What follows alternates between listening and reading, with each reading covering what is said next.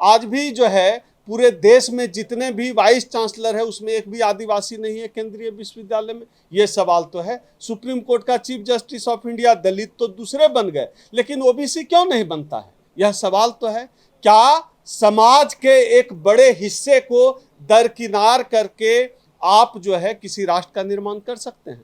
महाबोधि मंदिर का मसला हम सबों के सामने है। आप यह बताइए, जब किसी मस्जिद में कोई हिंदू पुजारी नहीं जा सकता, कोई बौद्ध भंते पुजारी नहीं हो सकता है, तो किसी बौद्ध मंदिर में कोई दूसरे धर्म का पुजारी क्यों होगा? तो महाबोधि मंदिर आंदोलन को दबाने की लड़ाई चल रही है, वहां एक भंते जी बिनाचार्य जी की गिरफ्तारी हुई है। आप बताइए, इस देश में जो अम्बेडकरवादी है, जो बुद्ध को मानने वाले लोग हैं, वो कहाँ जाएं? आने वाले 25 मई 2025 जो कि संडे का दिन है, जो आने वाला रविवार है, को हम लोग गांधी पीस फाउंडेशन नई दिल्ली में, एकदम आईटीओ चौक पे है, नई दिल्ली रेलवे स्टेशन के सामने है, वहाँ हम लोग एक बहुजन संसद बहुजन सम्मेलन का आयोजन करने जा रहे हैं। हमारे जो वक्ता रहेंगे राजेंद्र पाल गौतम जी, या हमारे जो वक्तागण में रहेंगे प्रोफेसर रतन लाल जी, तो अपेक्षित रहेगा कि जितने भी ऐसे सभी मुद्दे हैं वो सभी मुद्दे इस सम्मेलन में संबोधित हो। बहुत सारी संस्थाएं सिर्फ आज की डेट में कलेक्शन काउंटर हो गई हैं। उनको सिर्फ क्या है, अपना फंडिंग लिया, कलेक्शन लिया, अपना गले में माला डाली और अपने साइड में हो गए, बस इतना ही उनका काम है। वो समाज के लिए कुछ काम कर नहीं रहे। नहीं तो इतने लोग, इतनी संस्थाएं बनी हैं, हजारों में संस्थाएं बनी हैं, फिर भी हम लोग आज घोड़ी पर चढ़ नहीं पा रहे हैं। आने वाली 25 मई 2025 को गांधी पीस फाउंडेशन में सुबह मॉर्निंग में 11 बजे हम एक अपने प्रथम कार्यक्रम का आयोजन करने जा रहे हैं। ये पहला हमारे मोर्चा का पहला बहुजन सम्मेलन होगा, जिसको हमने नाम भी बहुजन सम्मेलन 2025 का दिया है।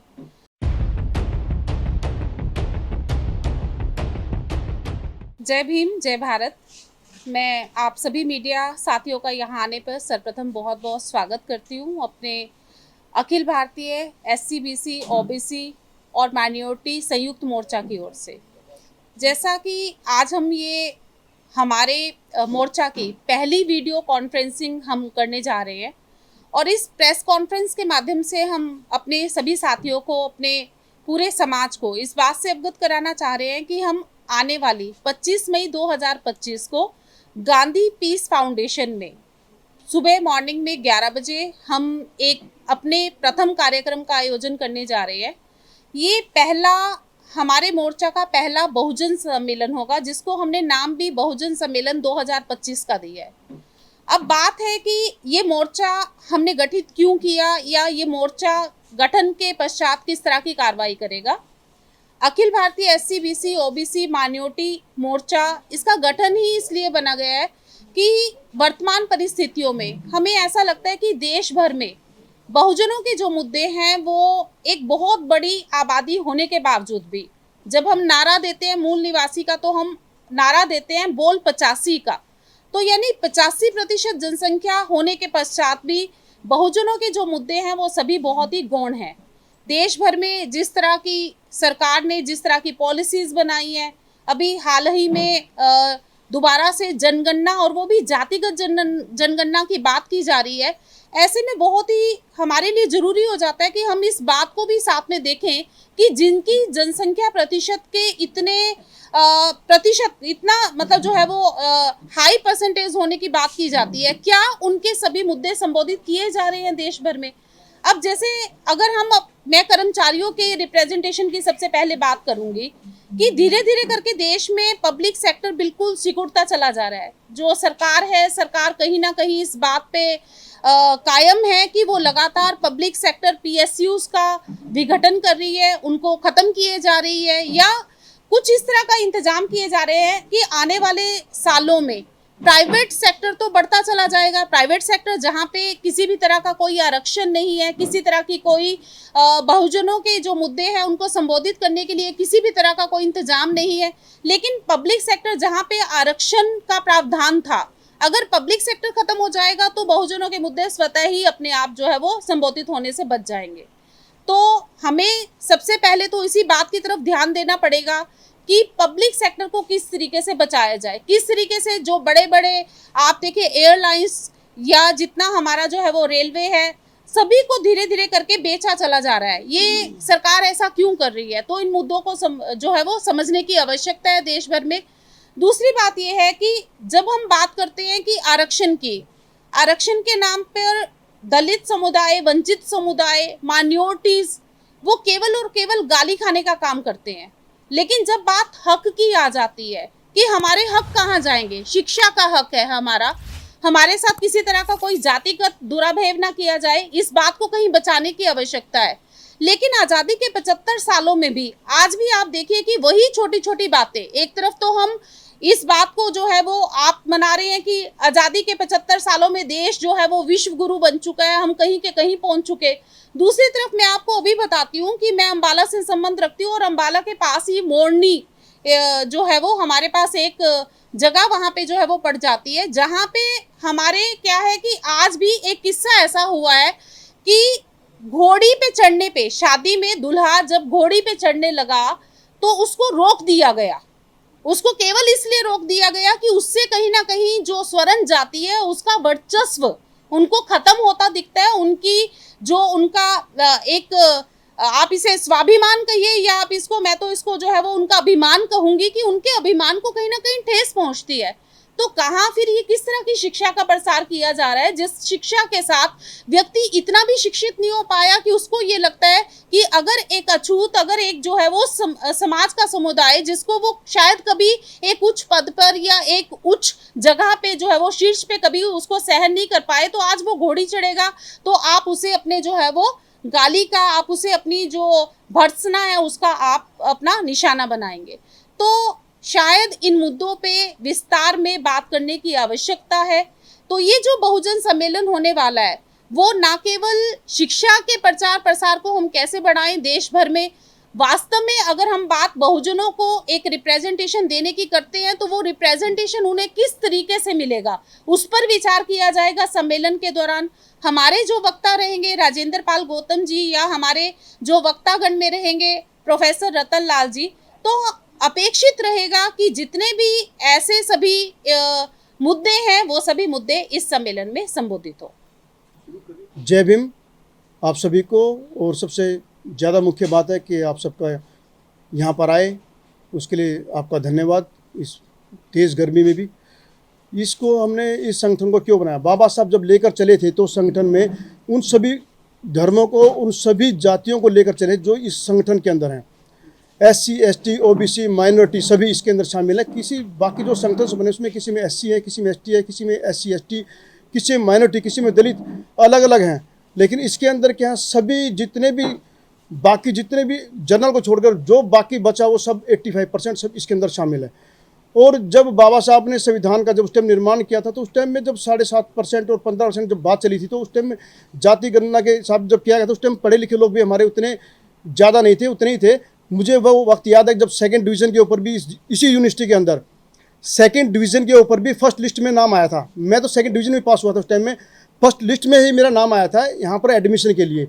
आज मैं देख रहा हूँ कि हमारे बच्चों को 90% नंबर लेने के बावजूद भी इस यूनिवर्सिटी में उनका नाम नहीं आता किसी लिस्ट के अंदर, क्योंकि अब हमारी संख्या ज़्यादा हो गई है और हमारे लोग पढ़े लिखे ज़्यादा हो गए हैं। इसलिए जाति गणना का होना बेहद ज़रूरी है और इस आरक्षण का बढ़ना ज़रूरी है।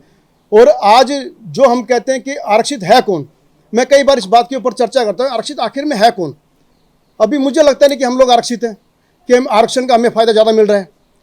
अभी आप खुद ही सोच लीजिए कि एक 85% लोगों को 49.5 और 15% लोगों को 50% से ज़्यादा।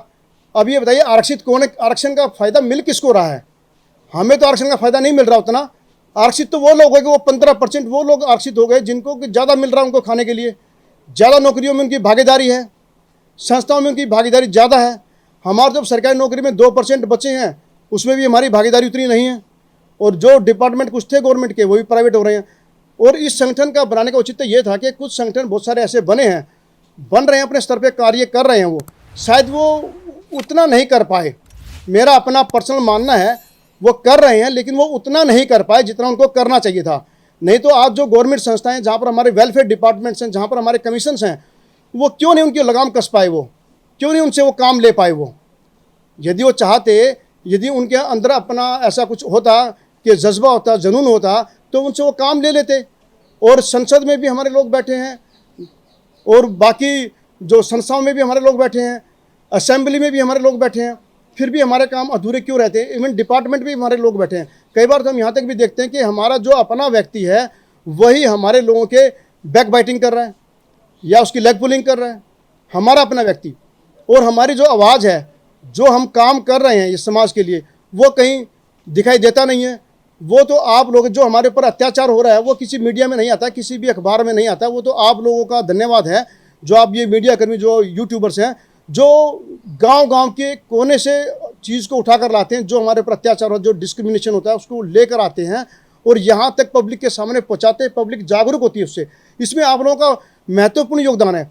जो ये 25 तारीख को हम अपना आयोजन कर रहे हैं गांधी पीस फाउंडेशन में, उसमें वो इसी बात के ऊपर चर्चा होगी। उसमें जो बुद्धिजीवी लोग हैं जो वो उसमें पार्टिसिपेट करेंगे और अपने विचार रखेंगे उसके ऊपर कि आगे की हमारी जो कोर्स ऑफ एक्शन है हमारा वो क्या होगा, हम कैसे इसके ऊपर कार्य करें, जिससे कि हम बाकी संस्थाओं से थोड़ा हटकर काम करें इसके ऊपर, कि लोगों को लगे कि वाकई में ये लोग कुछ समाज के लिए कार्य कर रहे हैं। सिर्फ हमारा काम इतना नहीं है कि बहुत सारी संस्थाओं का मैं नाम लेना नहीं चाहता हूँ, बहुत सारी संस्थाएं सिर्फ आज की डेट में कलेक्शन काउंटर हो गई हैं।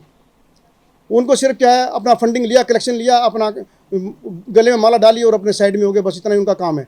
वो समाज के लिए कुछ काम कर नहीं रहे। नहीं तो इतने लोग, इतनी संस्थाएं बनी हैं, हजारों में संस्थाएं बनी हैं, फिर भी हम लोग आज घोड़ी पर चढ़ नहीं पा रहे हैं।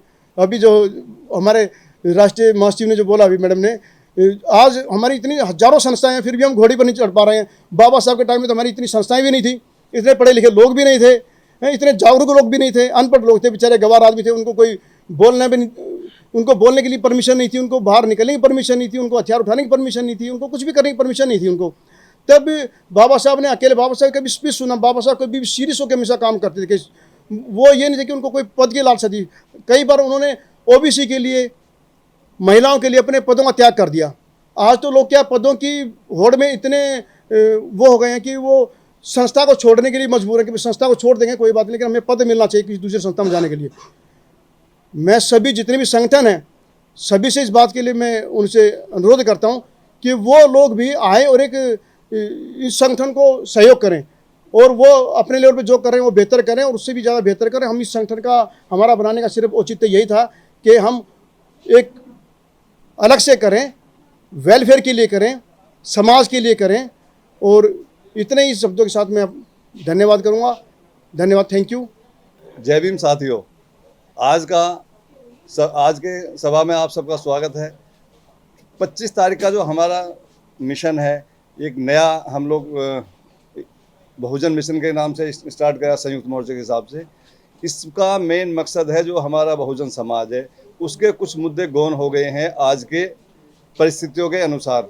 इन सब का वहाँ पे जो हमारे बुद्धिजीवी लोग हैं, जो आने वाले लोग हैं, सबसे उनमें विचार विमर्श करके उन मुद्दों को उठाने का हमारा मकसद रहेगा। बाकी हमारे राष्ट्रीय अध्यक्ष और राष्ट्रीय महासचिव जी ने बहुत कुछ बता दिया है। मेरा मकसद ये है कि आज के इससे हमारा जो मैसेज उस 25 तारीख पे हमारे बहुजन सम्मेलन को मैं लोग बाग आएँ, उस सबको इन्विटेशन मेरी तरफ से है और सबसे निवेदन करता हूँ इसमें आने का कष्ट करें और बहुजन विकास के लिए, बहुजन के मुद्दे जो गौण हैं उन सबको उठाने के लिए अपना बुद्धि से, मन से, सहयोग से सब सहयोग करें। थैंक यू, धन्यवाद। क्रांतिकारी जय भीम साथियों। आज हम लोग यह प्रेस कॉन्फ्रेंस कर रहे हैं क्योंकि आने वाले 25 मई 2025 जो कि संडे का दिन है, जो आने वाला रविवार है, को हम लोग गांधी पीस फाउंडेशन नई दिल्ली में, एकदम ITO चौक पे है, नई दिल्ली रेलवे स्टेशन के सामने है, वहाँ हम लोग एक बहुजन संसद, बहुजन सम्मेलन का आयोजन करने जा रहे हैं। इस सम्मेलन का आयोजन हमारी संस्था अखिल भारतीय अनुसूचित जाति, अनुसूचित जनजाति, पिछड़ा वर्ग एवं अल्पसंख्यक संयुक्त मोर्चा के तत्वाधान में किया जा रहा है। अभी हमारे साथ जो प्रेस कॉन्फ्रेंस में बैठे हुए हमारे साथ हमारी प्रधान राष्ट्रीय महासचिव जो है निशा बुराग जी हैं, हमारे कार्यकारी अध्यक्ष विनोद कुमार जी हैं, हमारे साथी मनोहर जी हैं, हमारे साथी इंजीनियर राम प्रसाद जी जो हैं दिल्ली के प्रभारी हैं, जनरल सिंह जी हैं हरियाणा के प्रभारी हैं। और हम लोग यह राष्ट्रीय स्तर पे प्रेस कॉन्फ्रेंस इसलिए कर रहे हैं कि जो बहुजनों के सवाल हैं, 2024 के लोकसभा चुनाव के बाद आप हम सब देखेंगे, 2000 में तो कहता हूं 2024 के लोकसभा के ठीक पहले तक पहली बार हुआ कि इस देश में जो चुनाव है वह बहुजनों के मुद्दे पर लड़ा गया। बहुजनों का मुद्दा जो है सेंटर पॉइंट रहा, मसलन आरक्षण, निजीकरण, और जो सबसे बड़ा सवाल आज के समय का जो राजनीतिक सवाल है वो सवाल है जाति जनगणना का सवाल। इन तमाम सवालों पर इस बार का लोकसभा चुनाव लड़ा गया।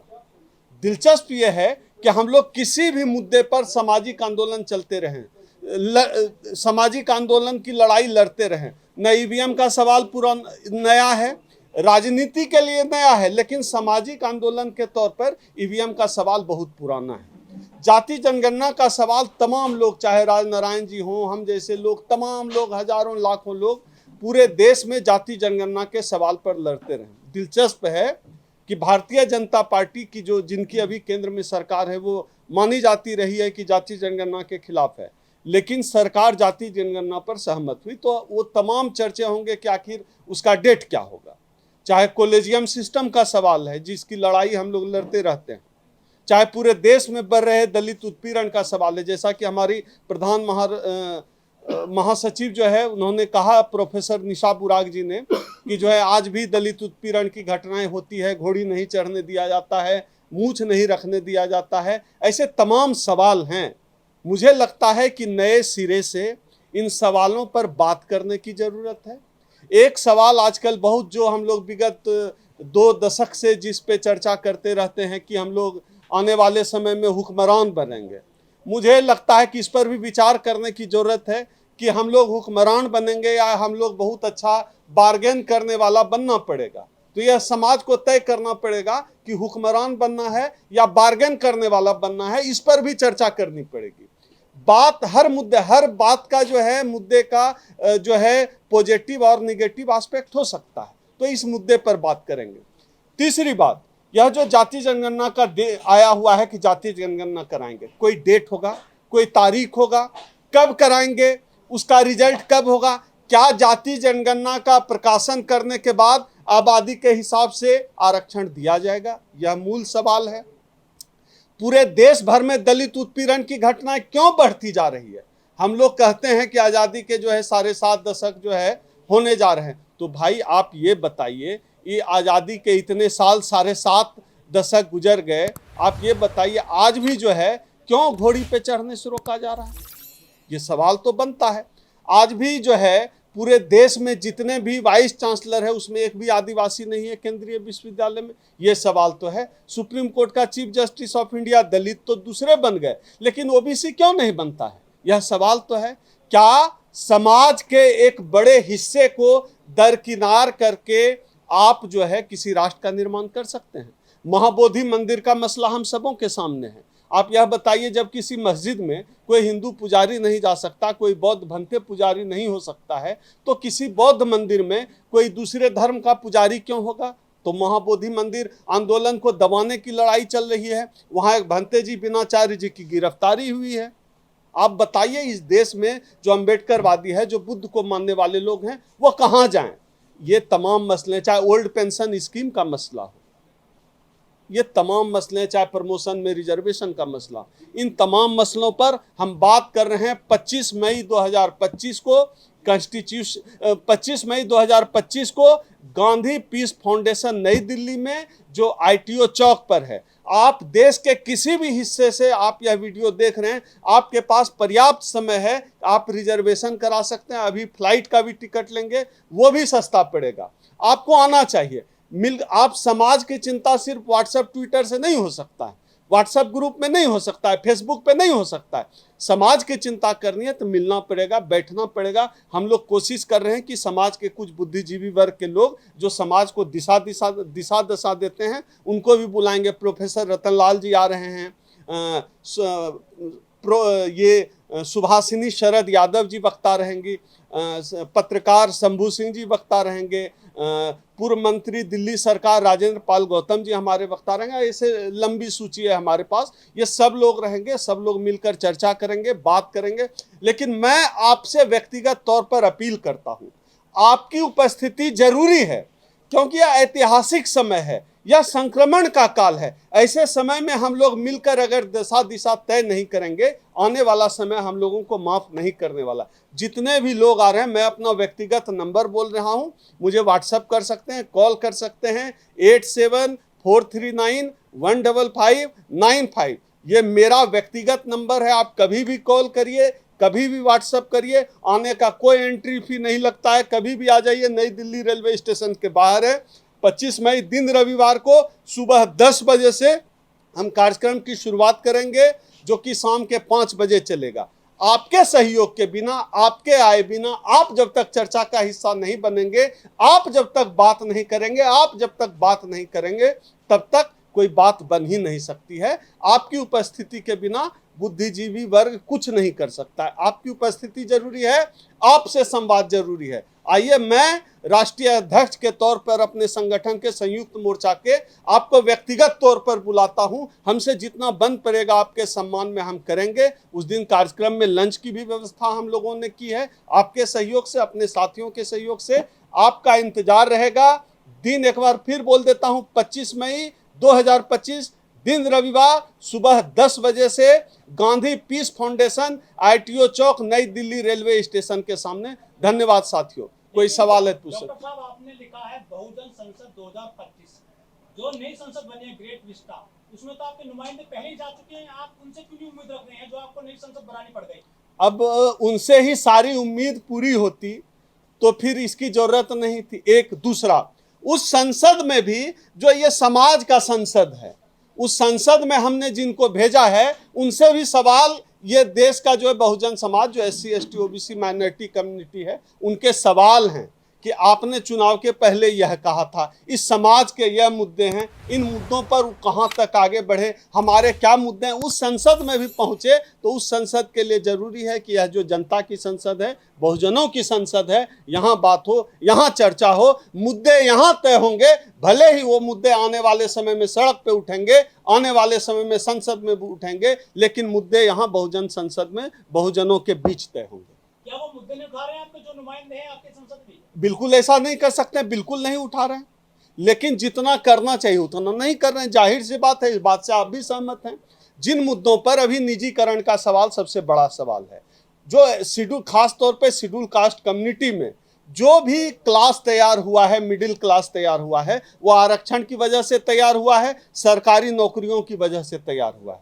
तो ये जो क्लास तैयार हुआ है, इसको पूरी तरह से मार दिया गया। इसके नेपथ्य में क्या चीज़ें रही, उस पर भी बात होगी। क्या कमियां रही, क्या कमजोरियां रही, उस पर भी बात होगी। वो तमाम चीज़ों पर ही हम लोग, तमाम मुद्दों पर ही बात करने के लिए हमने यह सम्मेलन, यह संसद बुलाया।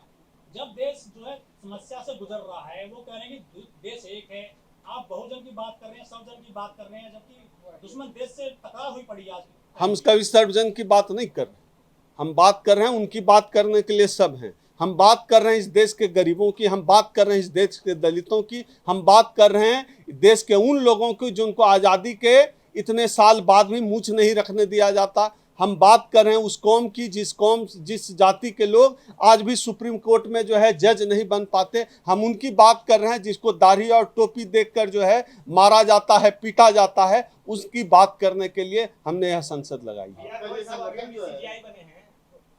बिल्कुल, हम अपने संगठन की तरफ से धन्यवाद देते हैं, उनका अभिनंदन करते हैं, स्वागत करते हैं। यह सही समय है। मुझे लगता है कि बाबा साहब का यह जो काल है, संविधान का काल है, यह चल रहा है। अब जो है मनुस्मृति का दौर खत्म हुआ, ये CJI बने हुए हैं, मुख्य न्यायाधीश। हाँ बिल्कुल, मैं कह रहा हूँ दलित तो बन जा रहे हैं, दूसरे बने, लेकिन OBC क्यों नहीं बन रहे हैं, यह सवाल है कि देश का जो 69% आबादी है, वो क्यों नहीं चीफ जस्टिस ऑफ इंडिया बनने का मौका क्यों नहीं लग रहा है, क्यों नहीं बन पा रहे हैं। या जो टीवी पे 8 बजे 9 बजे टीवी पे हम लोग इतना बड़ा मुंह खोल के डिबेट देखते हैं, जो पूरे देश की दिशा दशा तय करता है, उस डिबेट में उसका एंकर मेरी जात का क्यों नहीं होता है, यह सवाल है हमारा। न्यूज चैनल का मालिक क्यों नहीं होता है, किसी कंपनी का CEO क्यों नहीं होता। क्या कमी है हमारे में? हमारी ये कमी है कि हम चमार पैदा हुए, हमारी ये कमी है कि हम यादव पैदा हुए, पासवान पैदा हुए, कोयरी कुशवाहा पैदा हुए, ये हमारी कमी है, हमको बताइए। और नहीं बता सकते हैं तो हमको इस देश में जितनी हमारी आबादी, आपने जाति जनगणना का वादा किया है, डेट बताइए और हमारी जितनी आबादी है उतनी भागीदारी देनी होगी, चाहे सरकारी क्षेत्र हो चाहे निजी क्षेत्र हो। जो ज्यादा पैमाना है ग्वालियर हाई कोर्ट में 3% लोगों ने प्रतिमा नहीं लगने दिए बाबा साहब। ये आप देखिए, जो लोग बाबा साहब डॉक्टर अंबेडकर जो संविधान निर्माता है उनकी मूर्ति नहीं लगने दे रहे हैं, यह इसी व्यवस्था के खिलाफ हमारी लड़ाई है। मनु की मूर्ति राजस्थान हाई कोर्ट में लगी हुई है, उससे दिक्कत नहीं है, लेकिन बाबा साहब की मूर्ति लगेगी उससे दिक्कत है। आपका संगठन जो है तमाम अनुसूचित जाति जनजाति और बहुजन संगठन है, ऐसे संगठन देश में हजारों, उनसे कैसे अलग है? नहीं, अलग क्यों रहेगा? अलग बिल्कुल नहीं है। आप बताइए कि जिस जाति की आबादी 3% है वो 3 लोग मिलकर भी संगठन चला रहे हैं, तो संगठन से दिक्कत नहीं है, काम से दिक्कत है। भाई काम हमारे नहीं हो पा रहे हैं और हम लगातार, मैं तो 1.5 दशक से सामाजिक जीवन में कार्यरत हूँ, दर्जनों मुकदमे मेरे ऊपर हैं, हम तमाम लड़ाइयाँ लड़ रहे हैं, आज भी लड़ रहे हैं, कल भी लड़ रहे थे, कल भी लड़ेंगे। आज तो इतने लोग मेरे साथ हैं, हम अकेले होंगे तब भी लड़ेंगे, मेरा हाथ पैर काट दे, गर्दन काट दे, तब भी हम लड़ेंगे। देश की सबसे बड़ी जो न्याय पंचायत है वहाँ आपके पंच बन गए हैं गवई साहब, तो हम क्या लोग आपको न्याय मिलेगा? बिल्कुल, हम लोगों को उम्मीद है, इसी की तो बात बाबा साहब क्यों संविधान लागू करने की बात करते थे, इसीलिए करते थे, बिल्कुल न्याय की। तब भी उम्मीद थी जब गवई साहब नहीं थे।